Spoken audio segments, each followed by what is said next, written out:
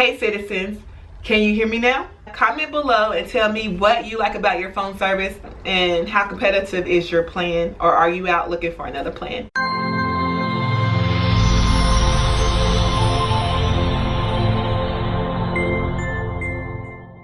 Hey citizens, welcome to Vlog Every Day in June. Today I want to talk about a subject that is near and dear to me. The question is, what mobile carrier do you use, why, and how long have you been with them? I asked these questions because I had a conversation with my sister and we were talking about being debt free. In that moment, being debt free was just making sure that all of our bills that could be decreased by some form or another can be decreased. And we got on a conversation about mobile phone bills, cell phone bills, and how much we pay a month, because that will be a place where we can have extra savings. So let's talk about it. I don't really switch cell phone carriers often. When I got my first cell phone back in the day, it was one of those old time Nokias that you can run over, you can drop 10,000 times and nothing ever happened to it. That phone was so robust. I don't think I even cared to have like phone insurance because that phone could take such a beating. The case was like bulletproof. When I think about that time, it was also a time where we had to pay for minutes. We always had like free minutes started at 7 p.m. to 7 a.m. So it's like free nights and weekends. Incoming calls were free, but free nights and weekends was the package. So the idea of having unlimited service at that time was not huge. Just fast forward, looking at the bill now and talking about my loyalty, I stayed with that company. It was like Bell South, then it changed and was sold, bought out, and then it became Singular, then it was sold out, and then it became at&t. So at&t would be the company that I was with, and before I switched over to Sprint. And I know, you're ready to cast judgment now. What about unlocking phones and just different services? And one of the things that I learned in my quest to get another phone and then another service provider was that in North America we use two different types of systems. And one of the systems is CDMA. CDMA stands for Code Division Multiple Access. The companies that use this are Sprint, Verizon, Virgin Mobile, Boost Mobile, Metro PC. And this was when cell phones were moving from analog to digital, but at that same time over in Europe, they were getting their digital provider up and they decided they wanted to go with GSM.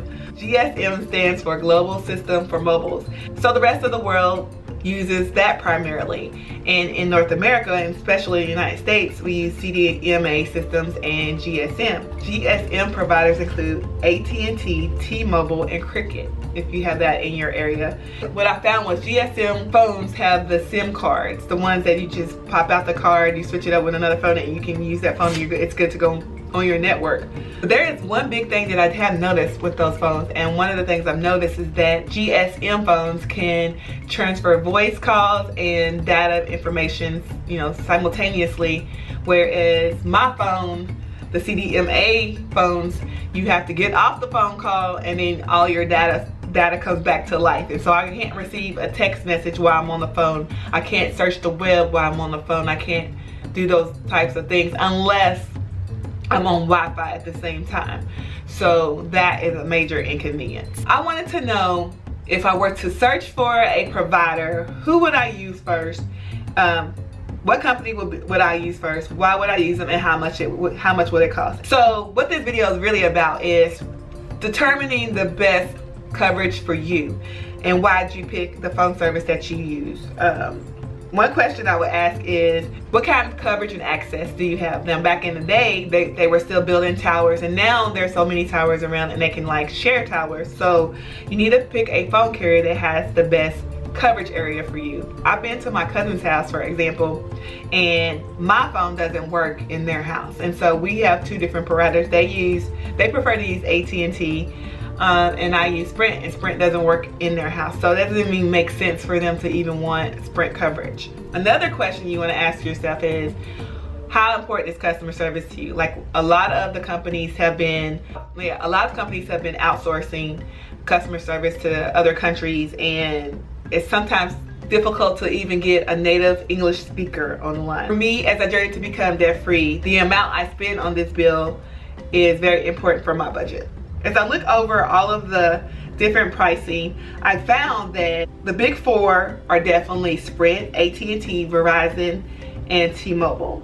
I've also included Virgin, Boost Mobile, Metro PC, and Cricket because those are all the other alternatives in my market. For an unlimited plan, it truly isn't unlimited because there are data caps where deprioritization begins to happen, which means that your speeds decrease or you may not get consistent high speeds once you reach a cap. And it's different for every company, and if that's important to you, you need to make sure, you need to pay attention and read the fine print. And this is across the board. For unlimited, it also includes that if you sign on to auto pay, which some companies give a discount for, and paperless billing.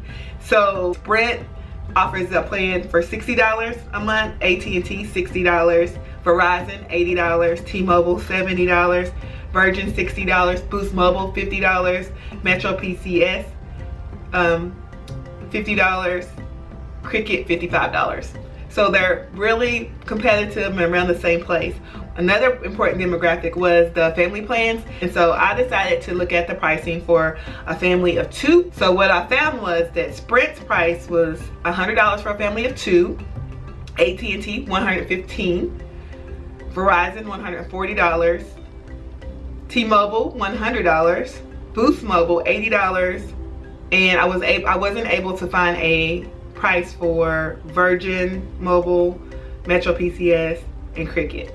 And for a family of four, the price for Sprint was $160, at&t $155, Verizon $180, T-Mobile $140, and Boost Mobile $140. So for a family of four, Boost Mobile and T-Mobile really came in with a discount. I was not able to find a price for Virgin Mobile, Metro PCS, and Cricket.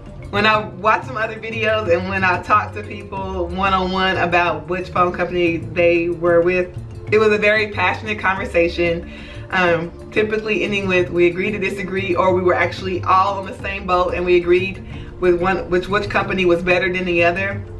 And I'm definitely moving to a place where, as phone companies and phone plans and phone coverage and access begins to become more streamlined, I'm okay with switching companies. I do know that anytime I call Sprint, they like to thank me for my loyalty, and one of the things that they've been doing is offering discounts on new phones. Any phone of my choice, they give me a loyalty discount. So that's like another thing that's been happening, so that way they can keep you happy and staying with their service. That's all I have. Comment below and tell me what you like about your phone service and how competitive is your plan, or are you out looking for another plan.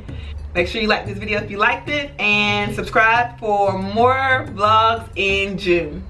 That's Canadian Queen 76 dude. Go and find it exclusively on YouTube. Oh yeah.